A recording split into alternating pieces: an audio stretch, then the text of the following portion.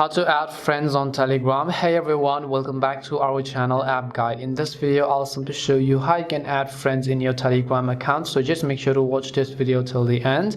In order to add friends to your Telegram account, all you need to do is just open up Telegram. Now it depends upon if that person has or do not have Telegram. If they don't have Telegram, first of all you have to invite them to join Telegram by tapping on the three lines from the top left, going to the option called invite friends, and then here you'll be able to see a list of contacts that does not use Telegram, so you can simply use them and invite them to use Telegram in this case.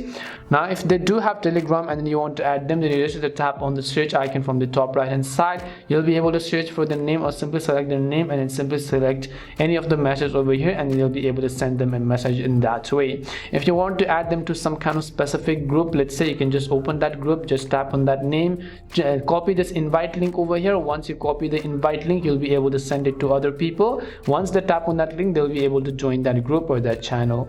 And that's all it takes to add friends on Telegram. We hope the video was really helpful, and if it did help you, then make sure to leave a like and subscribe to our channel. If you have any more questions, feel free to leave them down. Thank you very much for watching, and see you soon in our next video.